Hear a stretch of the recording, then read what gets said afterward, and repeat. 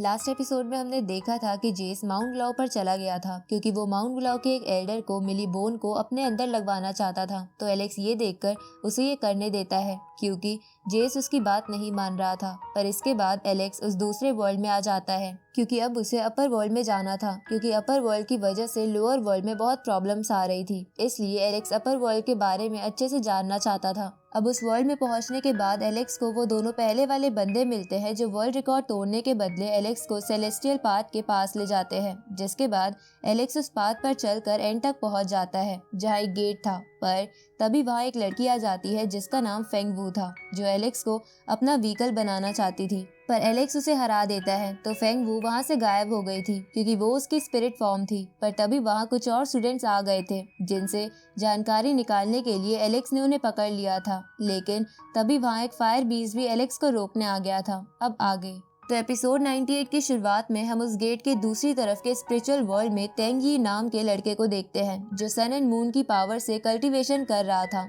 इस तरफ हम तियानजियान एकेडमी के दो स्टूडेंट्स को देखते हैं जिन्हें एकेडमी ने एलेक्स को रोकने के लिए भेजा था। लेकिन उन दोनों को लग रहा था कि वो फायर बीस्ट ही एलेक्स के लिए काफी होगा, इसलिए वो आराम आराम से वहां जाने लगते हैं। उसी वक्त उस गेट की तरफ से वो पहले वाले 3 स्टूडेंट्स भागते हुए आते हैं जो बहुत ज्यादा घबराए हुए थे, जिसे देखकर वो दोनों स्टूडेंट्स उनसे पूछते हैं कि क्या हुआ है। लेकिन वो कुछ नहीं बोलते और डर के मारे वहां से भाग जाते हैं। तो ये देखकर वो दोनों स्टूडेंट्स उस गेट को पार करके एलेक्स के पास आ जाते हैं और देखते हैं कि एलेक्स ने उस फायर बीस्ट को मार दिया है और उस बीस्ट के टुकड़े हवा में उड़ रहे हैं। इधर एलेक्स बोलता है कि उस बीस्ट को मारना तो बहुत ही आसान था। ये सुन के वो दोनों स्टूडेंट भी एलेक्स से डर के वहां से चिल्लाते हुए भागने लगते हैं कि जल्दी से यहाँ कोई आओ, क्योंकि यहाँ एक लोअर वर्ल्ड के बीस्ट ने फायर क्लाउड केव के गार्ड को मार दिया है। उसी वक्त वहाँ उसी फायर केव का एक और बीस्ट आ जाता है जो पहले वाले से ज्यादा ताकतवर था। अब उस बीस्ट को देखकर उन दोनों स्टूडेंट की जान में जान आती है। इधर वो बीस्ट एलेक्स पर अटैक करते हुए कहते हैं कि यहाँ आतंक मचाना बंद करो, पर एलेक्स अपनी स्पीड का इस्तेमाल करके उससे बचने लगता है और उसकी बातों का जवाब नहीं देता। तभी वो बीस्ट एलेक्स को पंच मारने की कोशिश करता है, पर एलेक्स उसे 2 उंगलियों से रोककर गेट के बाहर फेंक देता है, जिसे देखकर वो दोनों स्टूडेंट हैरान हो जाते हैं। उसी वक्त उस बीस्ट के ऊपर हीलिंग लाइट गिरने लगती है जिससे वो रिकवर होता है और उस हीलिंग लाइट डालने वाले बंदे को थैंक यू बोलता है। तभी वहाँ वो बंदा आ जाता है जिसका नाम जेन लुन था, जो खुद भी एलेक्स को रोकने के लिए ही आया था। अब जेन लुन एलेक्स के पास चला जाता है तो उसे देखकर वो दोनों स्टूडेंट्स कहते हैं कि जेन लुन हेवनली गॉड्स के नाम से भी जाना जाता है। ऊपर से हमने तो ये भी सुना है कि इसके पास इतना टैलेंट तो नहीं है, लेकिन ये बहुत ज्यादा स्ट्रॉन्ग है। साथ ही ये जेन गू का छोटा भाई है जिसे लोग स्पिरिट किंग कहते हैं। अब एलेक्स अपना फेक नाम बताते हुए जेन लुन से कहता है कि मुझे लग रहा है कि तुम एक ताकतवर अपोनेंट होगे। तभी जेन लुन उस पर अटैक कर देता है तो एलेक्स भी उसे रोकने की कोशिश करता है, जिसे देखकर वो बंदा कहता है कि तुम्हारी फिजिकल स्ट्रेंथ बहुत ज्यादा है और मैंने ऐसी स्ट्रेंथ बहुत कम ही देखी है। तभी एलेक्स उसे कहता है कि क्यों ना हम सिर्फ अपनी टेक्निक के इस्तेमाल से लड़ें, लेकिन जेन लुन इसके लिए नहीं मानता और एलेक्स को दूर फेंक देता है और फिर उसके साथ क्लोज कॉम्बैट फाइट करने की कोशिश करता है। लेकिन एलेक्स सिर्फ डिफेंस कर रहा था, अटैक नहीं, जिसे देखकर जेन लुन कहता है कि तुम लड़ क्यों नहीं रहे हो, मुझे पक्का पता है कि तुम्हारी पावर इससे कई ज्यादा है। इस पे एलेक्स उससे कहता है कि चलो तो मैं तुम्हें एक ट्रेजर टेक्निक दिखाता हूँ।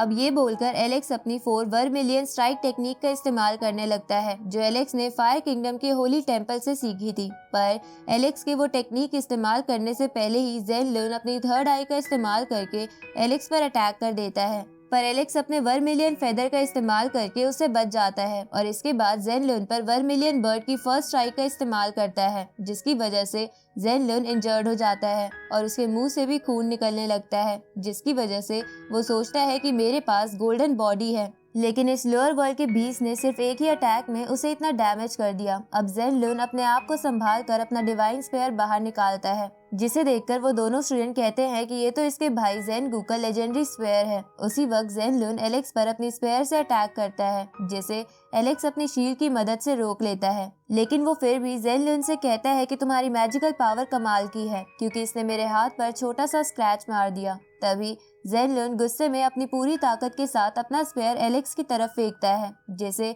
एलेक्स यिंग यांग टेक्निक से रोकने की कोशिश करता है, लेकिन वो इसमें कामयाब नहीं हो पा रहा था। इसलिए एलेक्स उस स्पेयर को अपने पंच के औरत से दूर फेंक देता है, जिससे जेन लुन और भी इंजर्ड हो जाता है, क्योंकि वो उस स्पेयर को अपनी पावर से कंट्रोल कर रहा था। इस तरफ हम उसी पहले वाले तेंग यी नाम के बंदे को देखते हैं जिसे एलेक्स की पावर का एहसास हो गया था, इसलिए वो अपनी टेलीपोर्टेशन प्रोसेस शुरू कर देता है। इस तरफ एलेक्स को अभी भी सही हालत में देखकर ज़ेन लुन बोलता है कि लोअर वर्ल्ड के कल्टीवेशन मेथड बहुत ही बेकार है, लेकिन फिर भी तुम इतने ताकतवर हो, जिसे देखकर मैं सच में हैरान हूँ। ये सुन के एलेक्स उससे कहता है कि तुम भी कम ताकतवर नहीं हो, तुम पहले इंसान हो जिसने मुझे इंजर्ड करा है। एलेक्स ऐसा इसलिए कहता है क्योंकि ज़ेन लुन के स्पेयर से एलेक्स के हाथ पर खरोच आ गई थी। अब ज़ेन लुन एलेक्स से कहता है कि नहीं नहीं, मैं एक लूजर हूँ और मैं अपनी हार मानता हूँ। उसी वक्त वो जगह बुरी तरह हिलने लगती है, जैसे कि वहाँ कोई भूकंप आया हो। तभी उस गेट से एक रोप जैसी चीज अंदर आ जाती है जो असल में तेंग यी था। अब तेंग यी को देखकर वो दोनों स्टूडेंट कहते हैं कि ये तो गोल्डन फ्लेम स्पीशीज का तेंग यी है। ये सुन के एलेक्स गोल्डन फ्लेम स्पीशीज के बारे में सोचने लगता है, तो ज़ेन लुन एलेक्स को बताता है कि ये एक ऐसी स्पीशीज है जो सोना और आग खाती है। ये सुन के एलेक्स को तेंग यी में इंटरेस्ट आने लगता है। तभी वो दोनों स्टूडेंट कहते हैं कि तेंग यी बहुत ज्यादा पावरफुल है, साथ ही इनकी स्पीशीज एंशिएंट टाइम के टॉप 10 स्पीशीज में से एक है। ऊपर से हमने तो ये भी सुना है कि इसके पूर्वज बहुत ज्यादा ताकतवर थे। साथ ही इनकी स्पीशीज की एक यूनिक बात है कि इसके पूर्वज में से कुछ लोग ट्री थे, कुछ जानवर थे और कुछ बर्ड्स, और तेंग यी इनकी ह्यूमन फॉर्म है।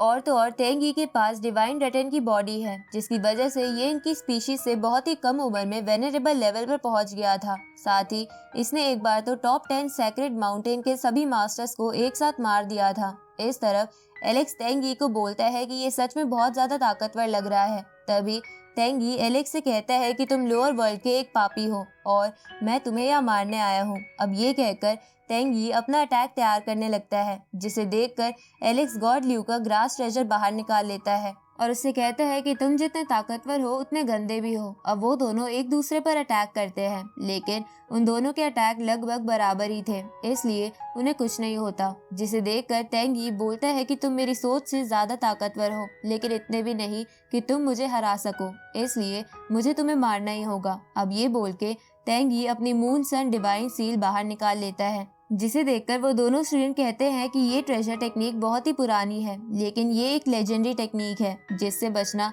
बहुत ही मुश्किल है। उसी वक्त तेंग यी एलेक्स पर अपनी मून सील फेंकता है, जिसे एलेक्स अपनी वेल टेक्निक से डिस्ट्रॉय कर देता है। तो ये देखकर तेंग यी बहुत ही स्पीड में एलेक्स के पीछे आता है और सन सील की पावर अपने पंच में भर के उस पे फेंकता है। तो एलेक्स भी अपने पंच का इस्तेमाल करता है, जिससे वहाँ बहुत ज्यादा ऑरा निकलने लगता है, जिसे देखकर ज़ेन लुन कहता है कि ये दोनों सच में बहुत ज्यादा पावरफुल है। तभी एलेक्स थोड़ा पीछे खिसक जाता है, पर तेंग यी को कुछ भी नहीं होता। तभी तेंग यी एलेक्स से कहता है कि तुमने सच में मुझे इम्प्रेस कर दिया, क्योंकि आज तक इतने समय तक मेरे सामने कोई नहीं टिक पाया है। इसके बाद तेंग यी golden fire star mark seal बाहर निकालता है, जिसे देखकर ज़ेन लुन कहता है कि इसे इस्तेमाल करना तो बैन है, लेकिन ये फिर भी इसे इस्तेमाल कर रहा है। अब तेंग यी उस सील से एलेक्स पर लगातार फायर फीनिक्स स्पिरिट छोड़ने लगता है, जिसे देखकर ज़ेन लुन कहता है कि इस सील की पावर बहुत खतरनाक है।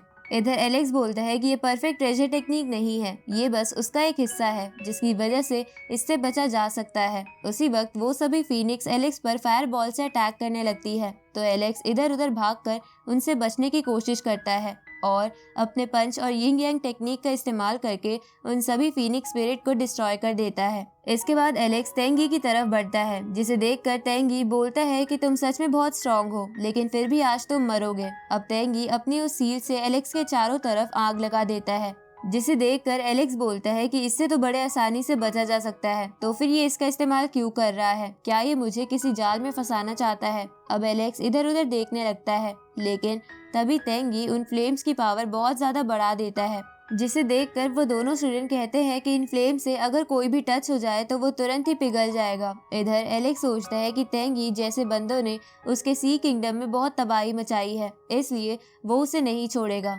अब एलेक्स अपनी यिंग यांग टेक्निक का इस्तेमाल करके अपनी बॉडी पर एक नया कवच बना लेता है, जिससे उस पर फायर का कोई असर नहीं हो रहा था। ये देखकर तेंग यी अपनी फायर पावर और बढ़ा देता है, लेकिन अब भी इससे कुछ भी नहीं हो रहा था। उसी वक्त एलेक्स अपने ऑरा से वो आग बुझा देता है और तेंग यी की तरफ अटैक करने के लिए आगे बढ़ने लगता है, जिसे देखकर तेंग यी एलेक्स पर फिर से उसी सील वाले वाश का इस्तेमाल करता है, लेकिन एलेक्स उस वाश को डिस्ट्रॉय करके गॉड ल्यू के ट्रेजर से तेंग यी का गला काट देता है, जिसकी वजह से तेंग यी मरने लगता है। और इसी के साथ ये एपिसोड यही खत्म होता है।